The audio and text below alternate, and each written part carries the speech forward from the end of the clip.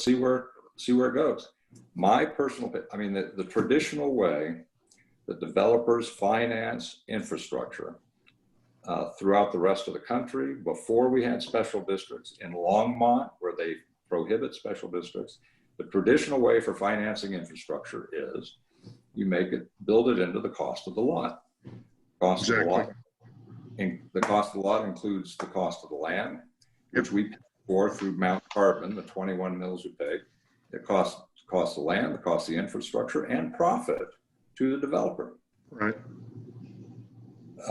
The industry standard is $30,000 per lot. And that's not my number. That's the industry standard throughout the country. It's the standard that the Special District Association uses. It's a standard that the Colorado Home Builders Association uses.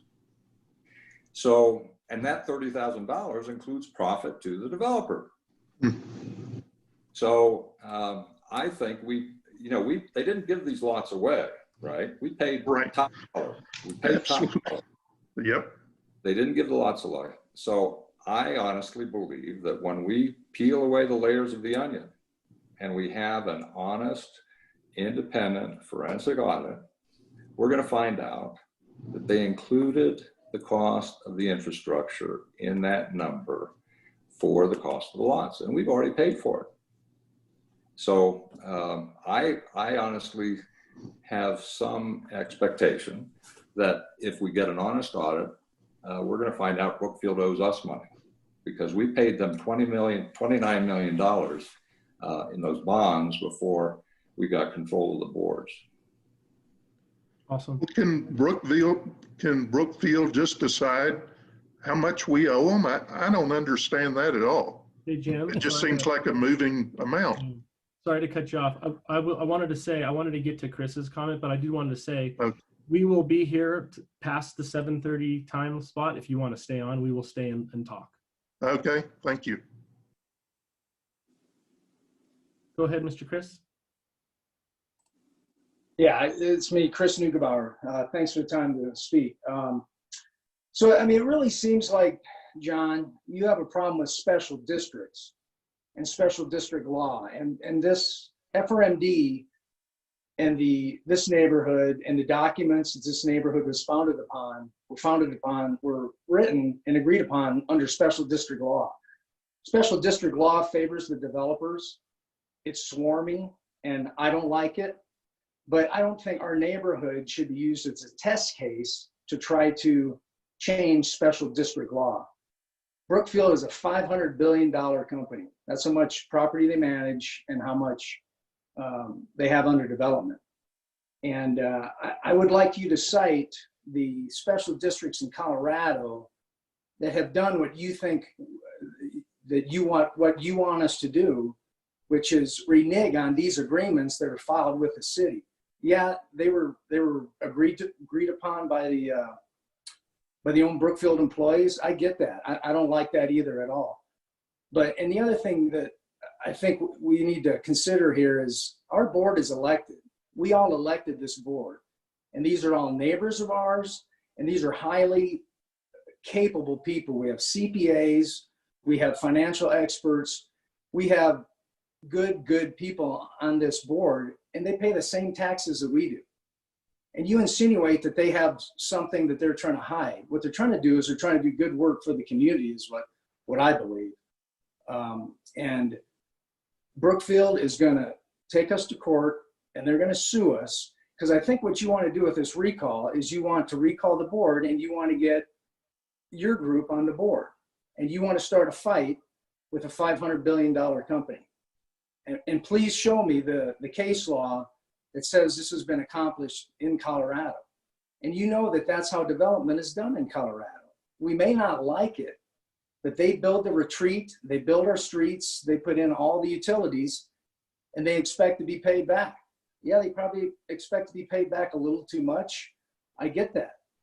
But we have a service plan that says we are supposed to issue bonds and pay the developer back for that infrastructure. And if we renege on that, we will get sued. We'll get taken to court, and we'll spend tens of millions of dollars and probably get special assessments to pay for those bills. So that's what I'm concerned about. I'm concerned about me and my neighbors and everybody else in this community being put at risk by what we're trying to do here. Great, Chris. That's a very fair comment. I think John will approach that for you. Yeah, Chris, thank you very much.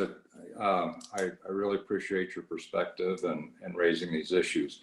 I was making lots of notes, so let me try to respond to each of the points that you made. And if I missed something, please let me know. First of all, there are two issues here. What I want, and I think what a lot of the folks in the community want is, number one, first and foremost, the right to vote. We want the right to vote. You may be right. You may be able to persuade a majority of the community that we should be afraid of Brookfield because they have a lot of money, and we should pay them what they asked, whatever that number is. They can make up whatever number they want, and we pay. You may be able to persuade the community that that's what we should do. Others may persuade the community, no. Let's, for example, if the board is already planning to pay $500,000 this year to Brookfield, let's spend that $500,000 on the attorney. That's what Mr. Mickelson said they want to litigate against Brookfield. We're going to lose the money anyway if the board pays it to Brookfield. Why not pay it to the attorney? And I have a really good idea that Brookfield isn't going to want to take this all the way, because if they do get those agreements, those single party agreements where they made an agreement with themselves, if they get that in front of a judge, they're going to lose. They aren't going to want to expose their finances to the discovery process, and no judge can force us to vote to issue bonds. So you may be right, I may be right, but the point is, it's not your decision, it's not my decision, it's the community's decision. At a vote, let us vote. Let's take a vote on whether or not we want to go into debt for $10 million and open the door, because once we open this door, we're not going to be able to close it. Once we issue another set of bonds and pay Brookfield another $10 million, what's going to stop them from asking for another 10, another 20, another 30? The limit is, depending upon which document you refer to, the limit is either 70 or 90 million. So let's put it to a vote. That is all I'm trying to accomplish right now. Give us back our right to vote. That's our right. With respect to the test case, again, this is not a test case. This is just give us our right to vote. And then we as a community can decide what to do. I mean, you and I are intelligent people. The folks on the board are intelligent people. Everybody in this community is intelligent. And when they vote, they make a decision. And whatever the majority decides, that's the right decision by definition.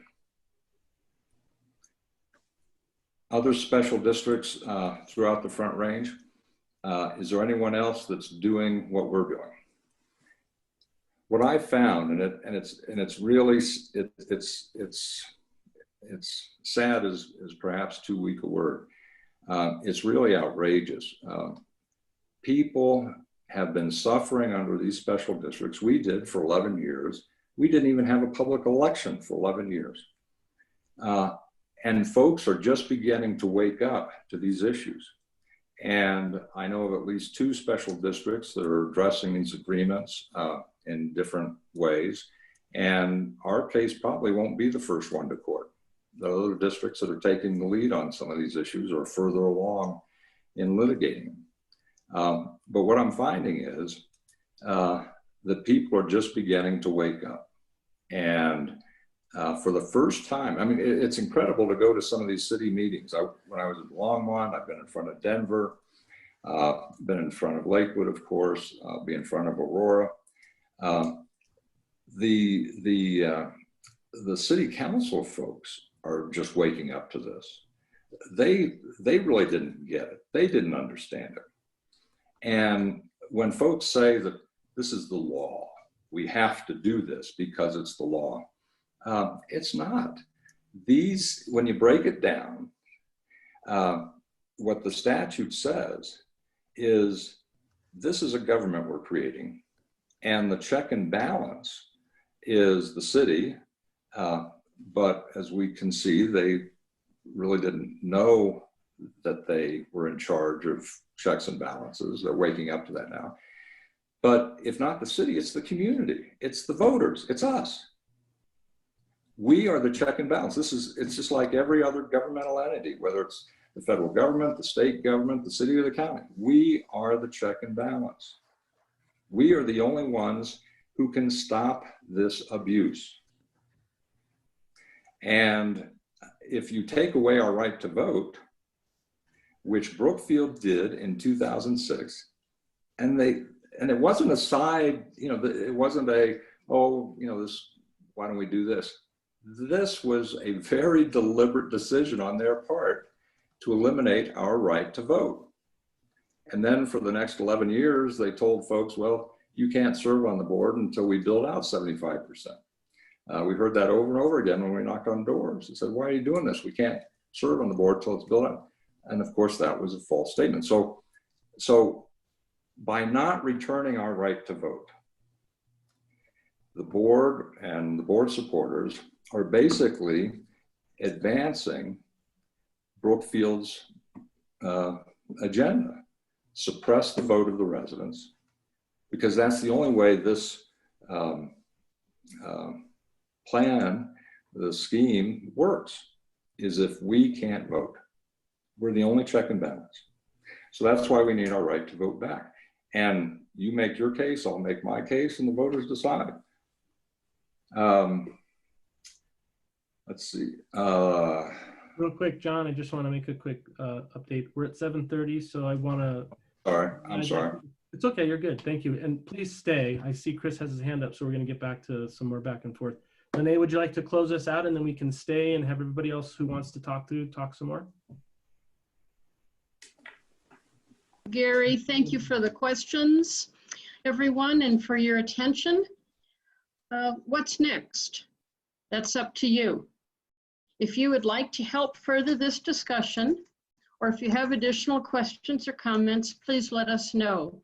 In addition to staying on tonight, you can contact any of us directly or reply to the email we sent inviting you to the meeting tonight. And another important step is to show up at the FRMD board meeting this Monday, the 17th, and bring your questions. We wish you a good night, and we wish for Solterra a resolution to this issue that will serve us all well. Thank you. So if you would like to stay and continue, please do so. We'll continue with the back and forth, and we'd be happy to stay as long as you need. Thank you very much, everybody. Chris, I will unmute you. There you go. Yeah, thank you. Yeah, John, the right to vote is important, but I also believe in representative government. And at the county, state, local, we are given the right to vote on those taxes. I'm not an expert, but I do believe special districts are a little bit different.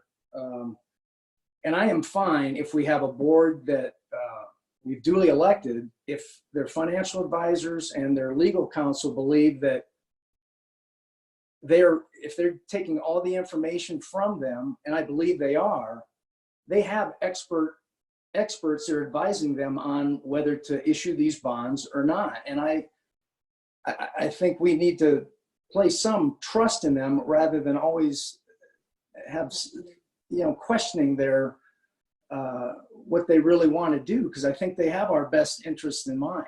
And I think, John, you answered my question when I asked about have any special districts been able to get out of these agreements? You said there are districts that are in work or in court, but none have.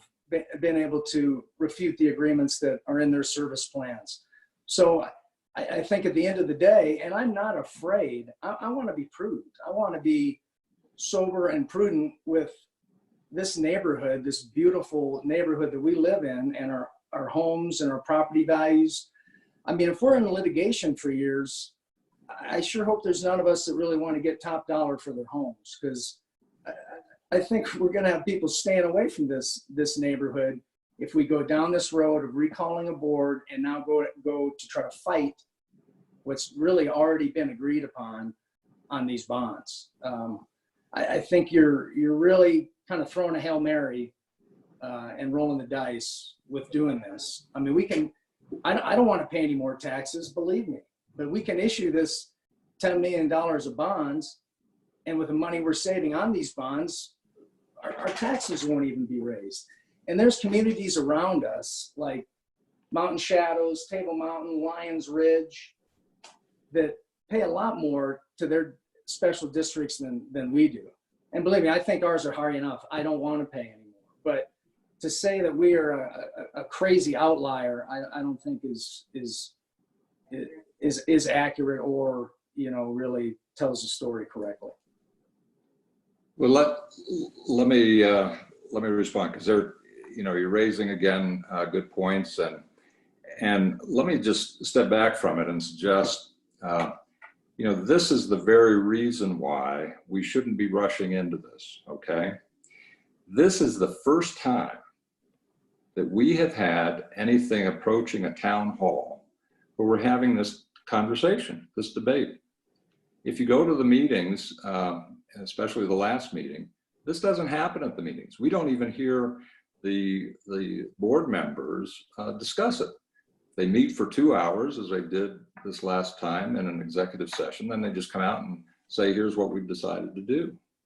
So we need in this community an honest debate about it. And let's talk about it. We could have another town hall where if you or somebody else wants to debate the issue, give each of us, and not necessarily me, somebody else might do it instead of me, but give each person 20 minutes with 10-minute rebuttal, and then the community will be that much better educated, and they can make a decision when they vote. And here's, we talk about representative government. If you go back to the founding fathers, right, they had this debate. They said, well, wait a minute, we want people to represent us who are going to be accountable to us, who will listen to us and take the community's position and represent that. Other people said, no, not everybody's as educated on these issues as they should be. We need to vote for representatives who will be wise people and will do the right thing. They had this debate back in the 1800s. And they created two bodies. The legislature, the House of Representatives, elected every 2 years, more accountable to the people, and the Senate, elected every 6 years. We don't have bicameral legislature, we don't have executive, we don't have the judicial, we just have one group. And unfortunately, the folks, if you take that position that we just elect them and forget about them for 2 or 3 or 4 years, we're not doing our job. Our job is to hold our representatives accountable and generate honest dialogue about these issues. In this election, in this last election in May, you did not hear one of the candidates say, elect me so that I can issue $10 million worth of bonds and pay Brookfield $10 million. That was not an issue. They didn't say, if you vote for me, I'll do that. We heard about this for the first time, first in a casual remark at one meeting, and then 3 days before they made the decision, we heard about it in a notice. And then when we went to the meeting, it was 2 hours of this executive meeting, You can say what you want in public, but we're not answering any questions. There won't be any discussion, and we're just going to do what we're going to do. So with all due respect, we are all neighbors. We're neighbors to the board is neighbors to us. We're all in this together. So let's have a conversation, just as we're doing right now. Let's do it in public, and let's let the residents decide what to do. And if they decide, let's issue Brookfield more bonds, we don't want to keep that money for ourselves for new recreational facilities, or we don't want to pay it into a reserve fund to pay for the multi-million-dollar projects that we have coming down the pike. Let's spend it on Brookfield. That's a decision, and if the majority decides that's what we do, that's the right decision because the majority decided that's what we're doing. But give us the choice, give us the vote. Why is that so hard to do? It is a core fundamental principle of how we do things in this country. With respect to the other communities, maybe I wasn't clear. Nobody has taken this issue up. Everybody has been bamboozled by this. And the special district, and I'm an attorney, the legal profession, the special district attorneys are criminal for not representing the citizens' interests in these transactions. They have a duty to the community in a situation like this where we're dealing with a government entity. They have a duty to the community to uphold the Constitution, not steal people's votes. And that's what they've done. So no, I guarantee you there's going to be a lot more going on, and it's because people are waking up. It's not a matter of somebody's taken this to court and lost. And it's not a matter of us breaking new ground because other people are breaking the ground before us. It's going to happen. But here's my point, right? If we had followed that line of thinking, we never would have removed the board back in 2017. We would still be run by the board or by the Brookfield. We took that step and we were one of the first. Others are following that. I'm not going to not exercise our right to vote and our right to represent ourselves when it comes to taxes just because this is the way it's always been done. It's time to change it. The Denver Post got it. Some of the state legislatures are getting it. Some of the city council people are getting it. I don't want to be behind the curve. I want to be ahead of it, and I don't want to issue any bonds until we know we owe the money and the residents are the ones making the decision. This is, it's not a Hail Mary. This is, a lot of good people have thought about this for a long time. In some cases, 3.5 years. This is not just a whimsical thing. And with respect to the board members, this isn't personal to the board members. We've had our disagreements 4 years ago. When I first proposed a recall, the then resident board members were very angry with me.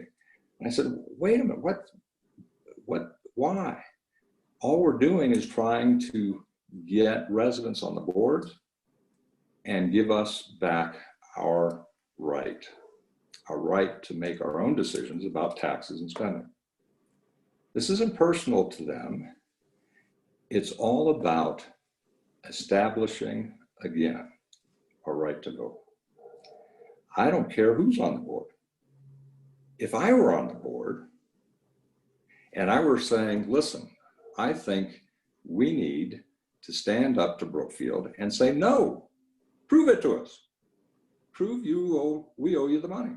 If I were on the board and I was taking that position and you didn't agree with me, I think you'd want the right to vote on that issue at an election. And that is your right. And I would say, yes, you have that right. And it shouldn't be my decision as a board member. It should be your decision along with the rest of the other 2,000 people in the community. I'm taking too much time. Thanks all. John, I can see you're passionate about it, as I think we all are. And Chris, I want to come back to you.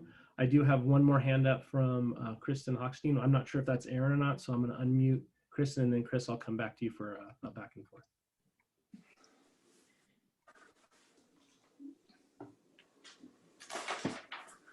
Are you able to, Kristen? Let me see if I can get your name. Sorry, 1 second. Where'd you go? You disappeared. Looking down the list. I'm not sure if, there we go. There you are. Okay.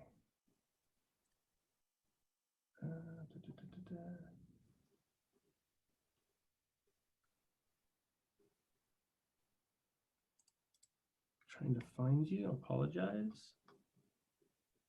So many people. This is great. For some reason, I don't have the ability to unmute you. Are you unmuted? Let me try, Okay, JD. go for it. I don't know what happened. Her ability to. I think there we Okay. go. There you go. Finally, yes. Sorry about that. All right, thank you. And thank you for the discussion. Just regarding the right to vote, I guess a comment and a question. I don't think anybody on this call or in the broader community would disagree about future debt. I think one of the distinctions that I see and a number of other folks I speak with is the past debt. And I think that when you go and you ask people, I mean, I think most of us would agree that when you're talking about less educated, uneducated, you're talking to people who are not the experts, who are not relying on independent experts, and you're asking them, do you want to pay money? And we're talking about money that we believe we owe. I think that is a big distinction, and likely people who don't understand or don't know are going to say no. So that's where I see the distinction is debt that we've already incurred versus future debt. And I would wholeheartedly agree with you on future debt. I think from a past debt, we want, as Chris was saying, representation, because you need that level of expertise, independent auditability, people who understand the issues. I think if you put this out to the community, I would bet people would say no and not understand that that is debt that we incurred. So I just wanted to raise that as a distinction. I think when we keep talking about the right to vote, many of us would agree with that. It's just different when you're talking about future opportunities versus past debt.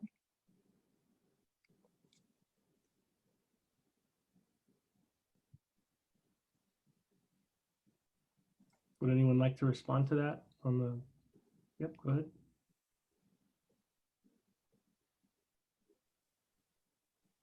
Anyone? Well, I mean, I'd be happy to. I didn't want to keep dominating the conversation, but you know, I think that's a good point. But I keep coming back to I guess the question is what's past debt and what do we owe? As Gary said, one of the issues that we raised and was raised early is, what do we owe? Everybody says if we owe it, we'll pay it. But what do we owe? And where we're lacking in information for any informed voter to make a decision, they need as much information as they can get.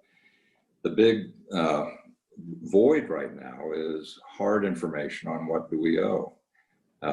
Brookfield's not going to give it to us voluntarily. And their hired gun guy Ford essentially said, and we have the tape, it was about 4 hours long. I've listened to it several times and I blogged on it, but he essentially concluded that he just took the numbers that Brookfield gave him and repackaged them. So in any event, what I would like as an informed voter is to have an independent forensic financial audit to establish what do we owe. And if we owe them, fine, let's pay them. But until we have that information, I, as an informed voter, can't make that decision. And honestly, I don't know how the board can make that decision.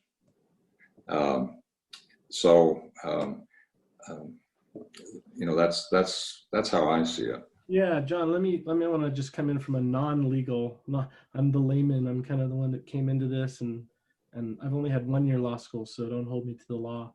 I'm coming from more of a place of, I just don't understand the approach of the way that they've given their financials for us to read. I mean, we've looked at those together as a group for at least 3 years now, and they don't have any itemizations of what they've done for us.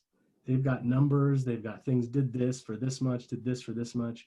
And all we've been asking for is an itemization of what exactly did you pay for. They can't give it to us. They don't have it because they were relying on this, as I like to call it, blank check, these bonds that we've incurred. So absolutely, Kristen, if we owe the money, we'll pay it. We've always had that position. We've always been in the position of show us what you've paid for. And if it was for the Solterra community, we feel we should pay that. That's never been in question. JD, let me add to that myself a little bit. Having been here since 2010 and having been presented the disclosure statements as a buyer, which were obviously lacking, and basically stating as a buyer, there's infrastructure costs that are $35 million. Okay, I did all the due diligence. My wife did all the due diligence moving into Solterra. So 35 million, what you don't find out as a buyer is that you find out there's a service plan that lets it go up to 91. And since I've been here, I've heard all these numbers about what we owe. And so I agree with John, and I certainly agree with Kristen, if we can say what past death is. I mean, if we're obligated, we're obligated. I don't deny that. But I don't know what we're obligated to, because should I, as a buyer, believe that I come into an environment, make a proper decision of a great community, and I'm thinking, okay, the worst case scenario is 35 million. But look how it's changed over the years. It seems every time you get an audit, it's now up another 5 million. I mean, I've seen the numbers. I think the most recent is 73 million. And the board said in their announcement that we owe them maybe 60 million. I don't know what the number is, but I certainly, as a resident, do not want to cave in that we owe Brookfield a certain amount just because it may be considered past debt. I would welcome the opportunity of an independent audit to establish for once and for all what it is we owe. And I'll be the one too to say, if we owe it, I agree, we pay it. But I'm not going to be a resident that just makes a decision that we owe it because Brookfield said we owe it, and then now we are obligated with additional bond debt. I just think that's totally unfair. Gary. Thanks, Chris. I'll try to get back to you. And also, Chris, by the way, Saturday, if you can show up for some time during that and continue this. And again, we're open to having more conversations outside of these. Our hope is that we continue doing these.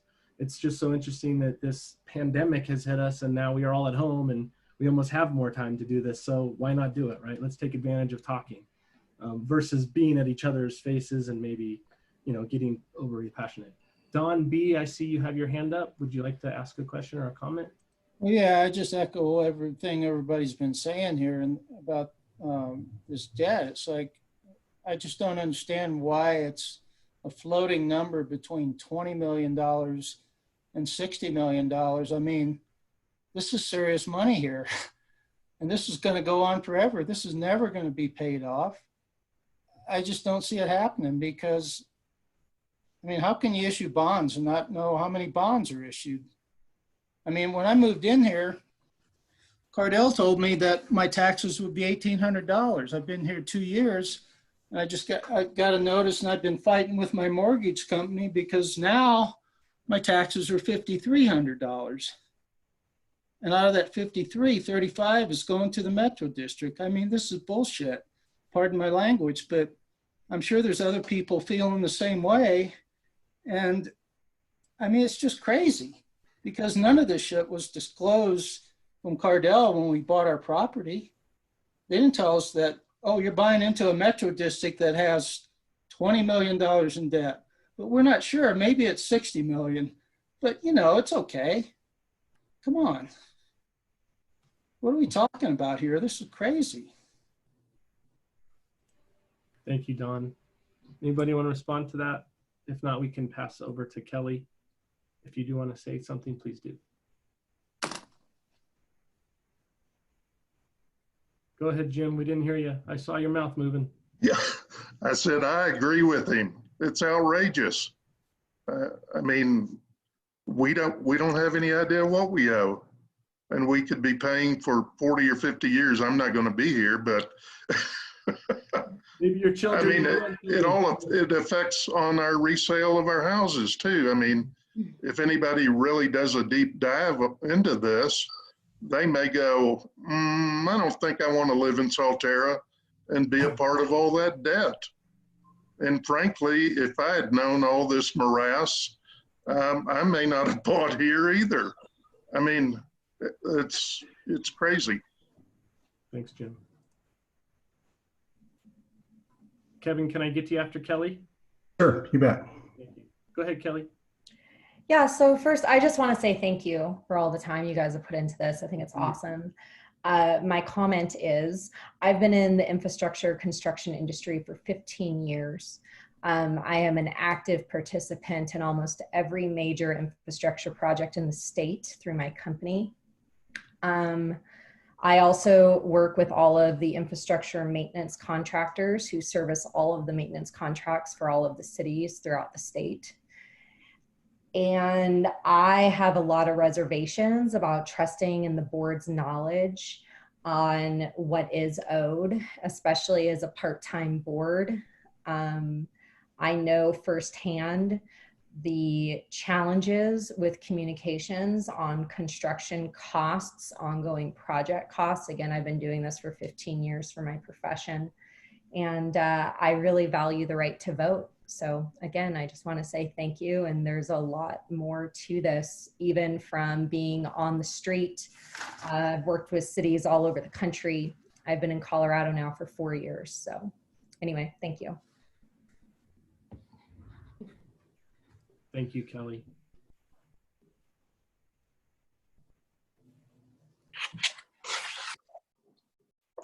Hey, it's back to me there, JD. Can you hear me? Yes, go ahead. We can hear you, Chris. Okay, yeah. I think there is a little confusion on like what we owe and versus the bonds that the Metro District agreed to issue. I don't think it's too much. I mean, what I've seen is $64 to $70 million, and we've issued roughly 32 million up to this point. I think that's pretty close. But this is a service plan that I printed off, and I think it may have been provided by the Finance Committee a couple of years ago. So I don't think our debt is unending, and I think these bonds that were estimated future bonds that were agreed to in the service plan were estimated to be issued in 2020, 2025, another 8 million, 2032, another 17 million.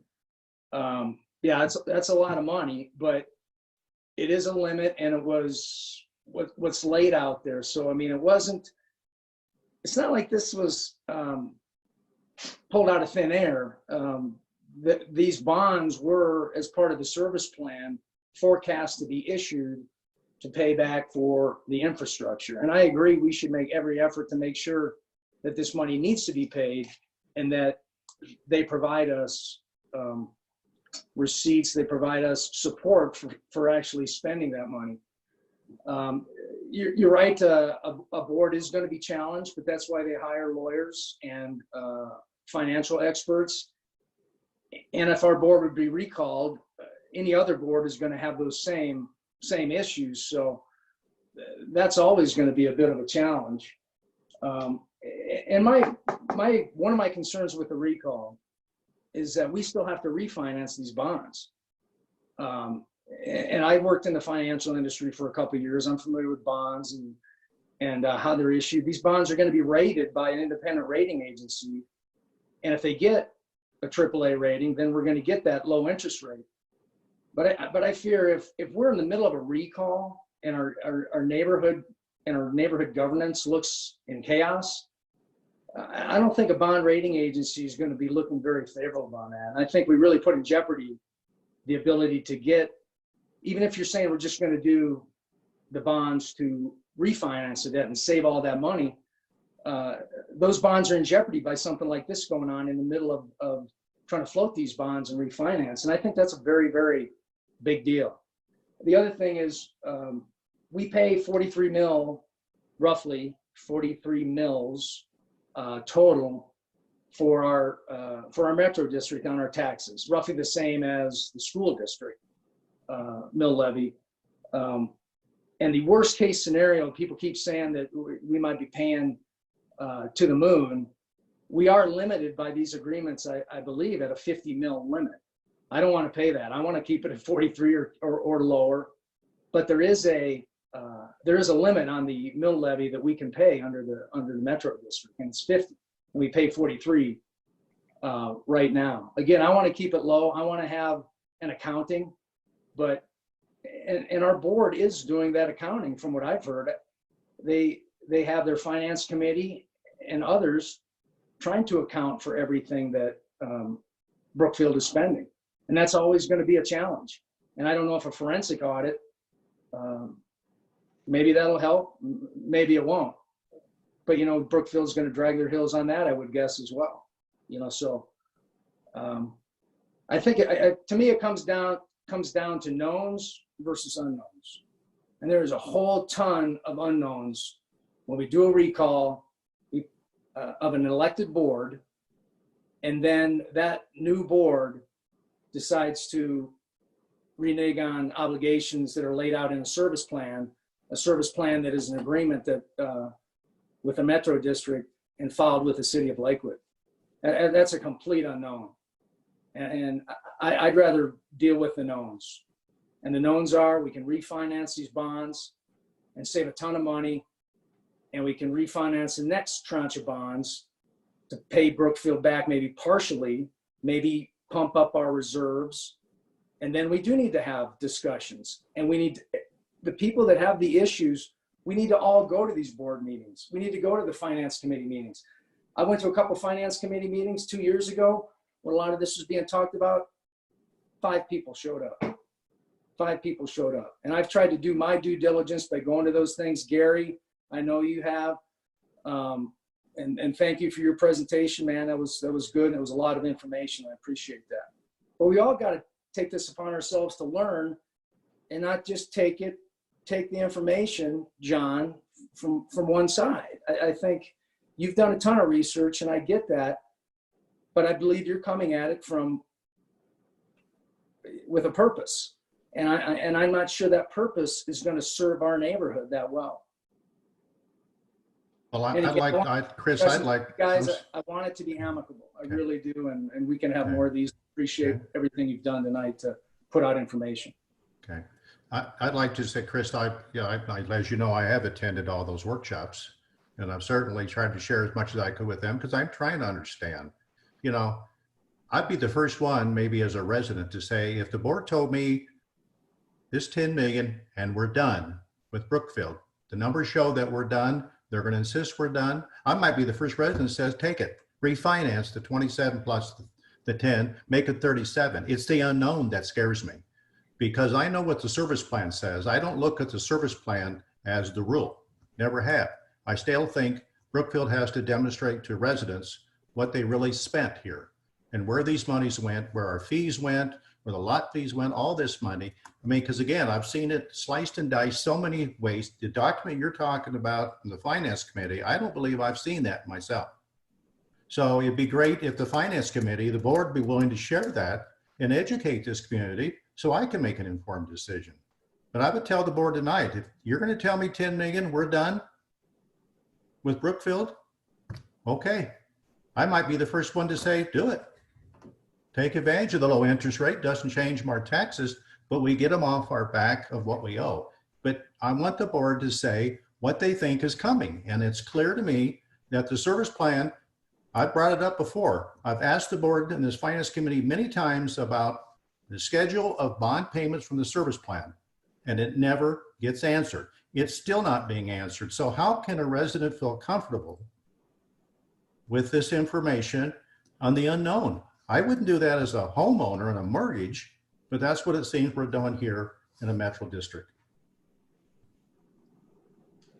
If I could offer some additional response, Chris, and again, this is great. I mean, this is what we should have been doing, 3 or 4 years ago. This is really good. First, on the service plan, keep in mind the service plan was written by Brookfield. It was written by them, for them, and slants their way. And I've done evaluations of service plans for other cities and Lakewood as well, and they're full of all kinds of problems. But the one thing to keep in mind on the service plan is it's just a plan. It's a guide. There's nothing in the financial, the attachment, the financial plan that's attached to the service plan that's written in stone. That's just, this was a for instance that they presented to the board, to the city council, saying, here's what the finances might look like if we do this and if we do that. So it's not, there's no obligation that is binding on us to pay Brookfield what they say we owe without accountability. And that accountability, see, that's one of the defects, or one of the gross problems with these metro districts, that it corrupts the usual marketplace. The competitive marketplace in the traditional way of funding says the developer is going to be very efficient with what they spend and what they get because of the competition.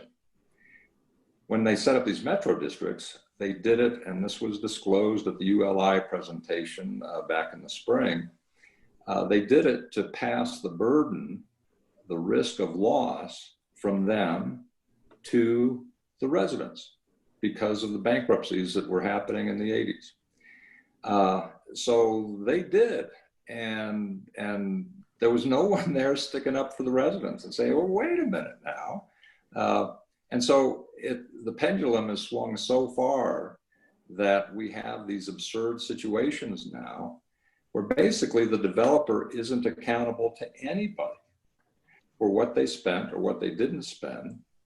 And it's like, we're going to tell you, you owe us the maximum that we can. And they put that maximum in the service plan. So the only check and balance is how greedy are they going to get? And so we are the check and balance. And if we don't exercise it, it ain't going to happen. And my agenda, you talk about reneging on the bonds. The whole purpose here, the reason I'm spending all this time, and these other folks are spending all this time on this issue, is one thing. It's not reneging on the agreement. It's not taking Brookfield to court. It's give me the vote. Give me the vote. Let's have this conversation and then vote on it and make a decision. That is not scary. We should not be afraid of having a vote on this, and let the residents decide. And we can have this debate after we get the right to vote back. We can have this debate about whether or not those agreements are worth the paper they're printed on. And I can give you the law that, and I have in the blogs, that points out they aren't. I can't agree with myself that you owe me the cost of my deck. It's unenforceable. You're not going to pay me, and there's no way I can enforce that. With respect to the mills, and this is important. This is an important issue. The mill rate that was established in the statutes, the legislature said, okay, we're going to shift the burden to the residents. And this again came out in the ULI presentation.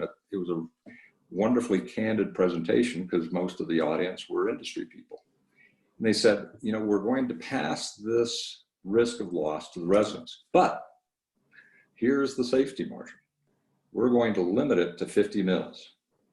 And then when you read the statute, there's more loopholes written into that statute than Swiss cheese.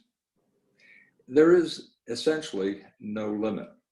They put the limit in the service plan, say 50 mils, but Step Mac, we're paying 64 mils already because we have two special districts. We have this one and we have Mount Carbon. Over in Carbella at Rocky Flats, they have 3 special districts. They're already at 100 mils and they can go another 50 mils on top of that. Right next door to us, Red Rock Center, they have 2 districts, the resurrected Mount Carbon and the one that the Red Rock Center. They're already at 100 mils and they haven't even, they're just breaking ground now. So that mill rate is nice that they put that out there, but as a practical matter, it really doesn't mean anything. And then when you read the bonds, there's a reason they put that $4.9 billion number in the bonds, because what they say to the investors is this: yeah, there's a 50 mil limit. You, Mr. Investor, will only get 50 mils from the Solterra residents. So if the cost of the loan, if the principal and the interest is more than 50 mils, you only get 50 mils.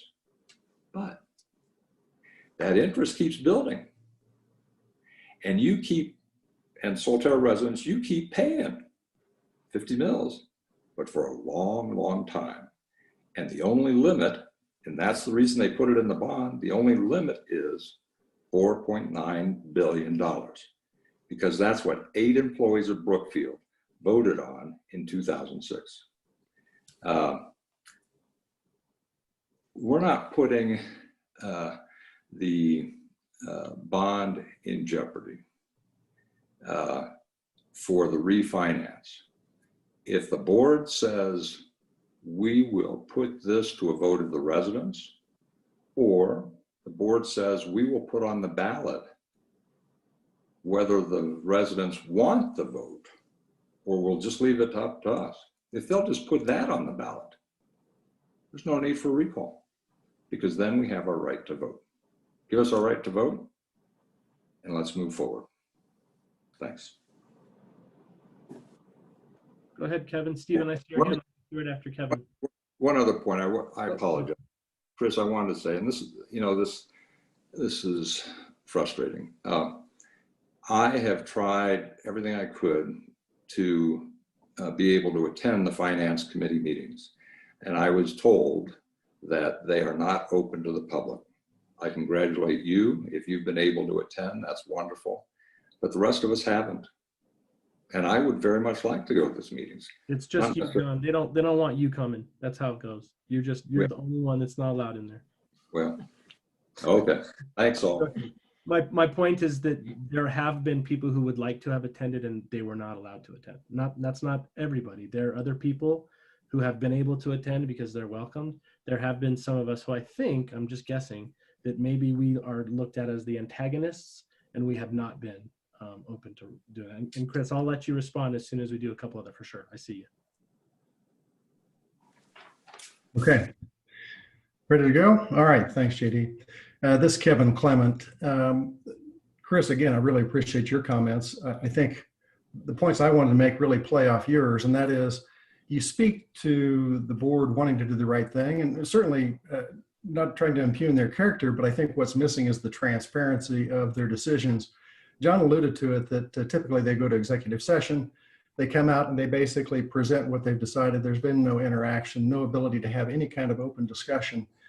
One of the things that I had asked for when we were at the meeting down at the Baptist Church a couple of years ago was, can you provide a pro forma of the forward obligations, not only on the ability to handle debt service by the growth of the homes, but our capacity to serve that debt and when that debt would happen.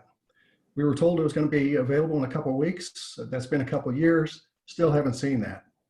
So in terms of transparency, I would give them a big F for that. And the reason why I'm really passionate about this is that I've been in the infrastructure space for 39 years. I currently sit on 4 public boards, for profit, And there's a duty of care and a duty of loyalty that each board member has to their shareholders and their constituents. The duty of care and duty of loyalty really requires them to present the facts. We have not seen any of the facts. We've not seen any economic analysis that says we owe this debt. And so I too would say, sure, if we owe that, great. Now, embedded in the service obligations, when I've looked at them previously, there is that 50 mil cap. There is some hint to it might be even capped at 46 million in total debt service. Anything beyond that might be borne by Solterra to absorb it, but that's still very obscure. We have not seen any pro forma analysis by the Finance Committee to say, given all the debt service obligation criteria, our capacity to meet the debt, and how we're going to basically serve that obligation in terms of what the limits are, we see none of that. So until we get a clear, transparent view of what our obligation is, I couldn't vote for a $10 million obligation, even if it does not present a tax increase, because I do agree it opens Pandora's box in terms of what is the limit. And the other thing I would add is that John kind of alluded to this, the Mount Carbon tax, the Brookfield tax, the district fees. When you add that all up, it's certainly in the 0.65 or more in terms of mill levy. I guess the last thing I would say is that there was always this discussion too about, gosh, when are we going to have enough capacity to put in the second swimming pool? That will never happen because we won't have the capacity to do it. We'll be paying Brookfield for the rest of our life. So anybody who wants a second swimming pool, you're not going to get it. Those are my comments. Thanks, Kevin. Yeah, can I jump in here? Chris, I'd like to thank you for joining us here and sharing your thoughts. You must feel like a lone warrior here, but I do appreciate your viewpoints and your courage in sharing them. The question I have for you is, do you have any objection to a fully disclosed accounting by Brookfield of everything we owe them, at least to date? Well, of course not. I mean, I would love to see everything they've spent and everything we've paid them, and I am not against that. And I have no axe to grind. I know people on the board. I think they're tremendous people, and I think they're really truly doing what they think is best for our community. And they're advised by lawyers and financial advisors, and that's why I'm passionate about that. But no, I'd love to see that. The other thing I did want to make clear is I haven't been at the finance meetings, the official, but I've attended the budget workshops and finance workshops. So Gary, I haven't been let into anything special, I believe. I'd like to think I'm that special, but I don't think I am. The other thing about Mount Carbon, I mean, we do need to understand that Mount Carbon's mill is not an FRMD mill. It's a Mount Carbon separate district and mill that is a royal pain in the butt for all of us. I wish we wouldn't have to be paying it, but it was, I know a little history of it, but it is separate from the RMD. So let's not talk about it like it's part of that mill levy, because it's not. You know, so no, it's all great discussion. You know, if we could do this perfectly, and if we could get a full financial accounting, and we could, you know, just kind of throw away the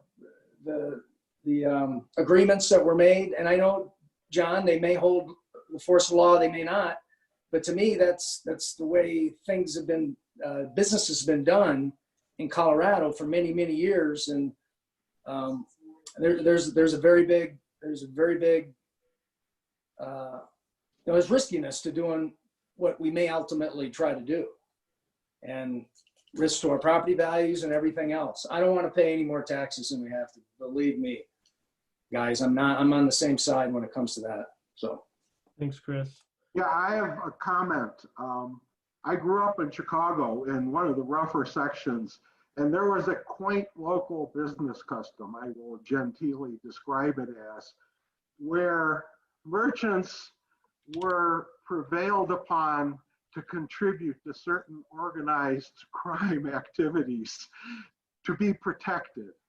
And this whole thing with Brookfield, they're going to be by every 2 years asking for another $10 million unless we stand up to them and say, no, prove it. If we owe it, we'll pay it. But we're not going to just pay it because you say we owe it. Thanks, Paul.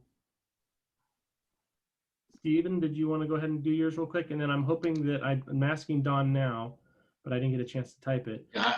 Can you hear me? Yes, we can. One second. We're running out of steam, Don. I'm wondering if it's okay if we hold yours till Saturday, if you're going to be there. If not, we'll be happy to. I have just a quick question for John. Go ahead, Stephen. Okay, I'm a part-time resident. I also own a home in Florida, and I'm currently on a board here in Florida and have been for a good number of years. What concerns me, I think, unless I was mistaken, he made a comment that the board members are our neighbors, but if they hesitate or refuse to answer questions at a meeting, that's not very neighborly. If I'm misrepresenting what he said, then I am. So, we're going to recall them, if we recall them, and if we elect new members, you have to answer questions. I just had the development I live in Florida is half the size of what Solterra is right now. But we don't close a meeting till absolutely every question is answered. And if they don't want to answer questions, then I don't understand why they're on the board. And that I don't need to have a response. That's just a comment I wanted to make in general. So thank you. Thank you, Stephen. John, we have one more. I let him know we're running out of steam. I think we can probably push through Don if that's okay. We'll do Yeah. Okay. So let's just shift the conversation just a little and have a practical example here. What's going on in my neighborhood? I'm down in the latest townhomes down off Washburn and Orion in that area, and been here 2 years. And in the past year, there's a crew of guys that come around constantly. They bust out concrete, they haul it off, they pour new concrete. This has been going on constantly. They probably replaced 30% of the concrete in the neighborhood, okay? So can anybody on the call say for sure, without doubt, where's the money coming from to pay these guys? Is this coming from the developer for bad work? Or is this coming out of some of this bond money that we're all paying for? Does anybody have the answer? I guess I'll respond. That's a really good question. I think that's a board question, more in the weeds. I know, and Gary might correct me, but just from attending the board meetings, the developer is doing corrective work before certain sections are accepted. Right. City. So that may be what's going on. I don't know. I'm just curious who's paying for it. Are we issuing more bonds to pay for them to fix work they did wrong the first time? Well, how about all the trees down McIntyre? That are dying. Half our trees are dead too, Well, I mean, it begs the question about, okay, so I understand before a filing is accepted by Lakewood or Fossil Ridge, Brookfield should attend and correct things, but where does that correction expense go to? Exactly. I can't believe they're just simply saying they're doing it. That's why this money that we supposedly owe Brookfield, 10 million, 20 million, 30 million, that's why it keeps growing. Yeah. Whew, what great conversation. I would love if we were started to do this 3 years ago. This would have been awesome. So I do want to say, I'm not stealing Linnea's thunder because she says it better than I. She's a better closer than I am. However, we are doing this again Saturday. We said that, I think, about an hour ago. Is it 9:30? Is that correct? 9:30. Yes. 9:30. Same call-in number if you'd like to join. We're going to have hopefully different people. If it's the same people and we continue the conversation, fantastic. We'd also like to say if you're interested in having more of these after Saturday, please just respond to that email and we'll continue to do it. Perhaps, and this is my hope, that when the board sees that we're doing this, they will start doing it. And therefore we will have succeeded in some fashion of being able to talk together like this. I get it. That's what we want. One other thing I wanted to say about, I ran for this District 3 every chance I could get. My hope was not to take power, to be in control. if anybody knows me, I'm an agile coach, and my whole purpose is, and actually a counselor, is to have an agenda of the client, have an agenda of the team. That's the only reason why I'm passionate about this, because the way this has been going for me over, what has it been, 12, how many years have I been here? 5 years. It just feels complete antithesis to my whole being. I am not about power. If someone were to say, oh, you only want to be in control because you ran and you lost, which I've heard, get it. I promise you, if we're successful in getting our board to converse and discuss this in a healthy manner, I don't care to run. I will not be on the board. I don't care. I just wanted to be on the board to force these kinds of conversations. That's all I wanted to say. I think we're at enough time. This has been awesome. Again, 9:30 Saturday, same call in. I really appreciate all of you being here. I've recorded these conversations that we've been having. There is a brief period where my internet went out that I won't have captured, but I'm going to make these 2 recordings available to Gary, and we will find a way to get them out there, whether it's through Solterra Connect, some Google Dropbox, Dropbox or Google Share Drive. We will make them available to everybody in the community so that they can come back and review them. Sound good? Thank you, everyone, for attending and voicing your opinions. We'll Thank you. see you soon. Talk to you soon. Thank you very much. Good night.